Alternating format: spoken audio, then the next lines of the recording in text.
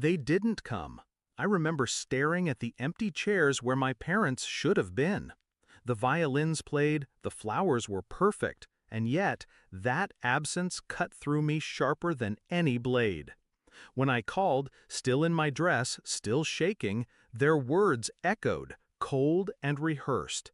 "Enjoy marrying your plumber. We won't be embarrassed with you."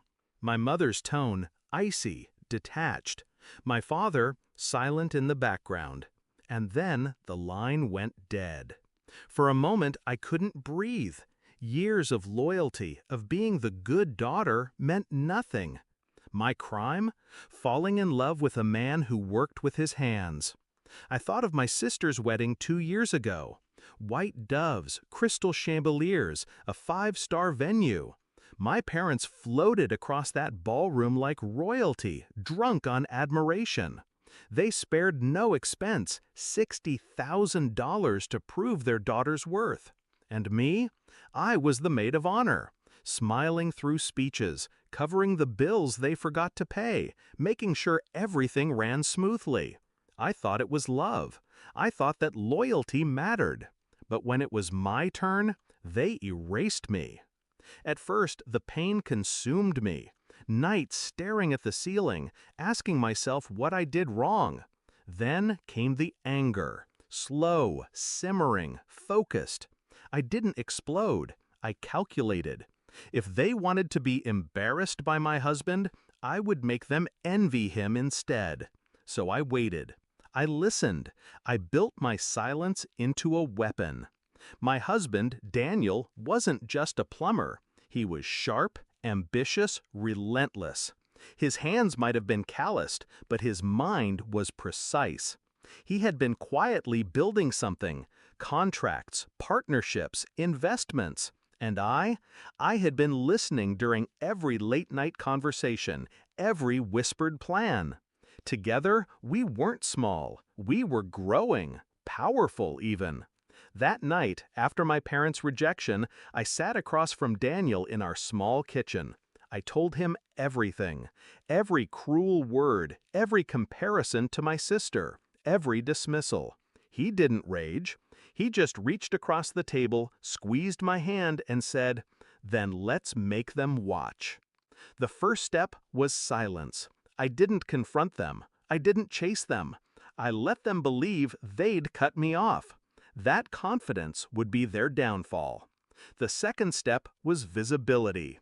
Daniel signed a major city contract 6 months later. His company trucks bore our name in bold letters.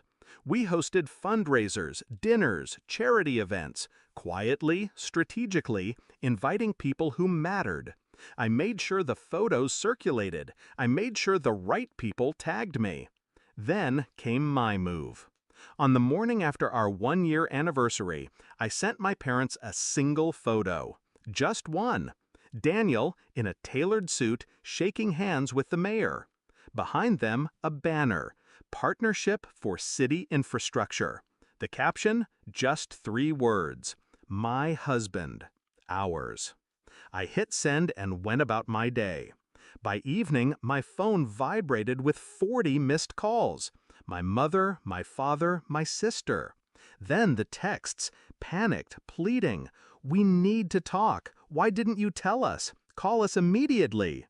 Suddenly, the same man who embarrassed them was the son-in-law they wanted.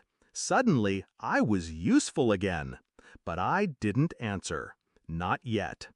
Weeks later, I saw them in person for the first time since my wedding. They cornered me at a charity gala, one they hadn't been invited to. My mother smiled, that rehearsed social grin.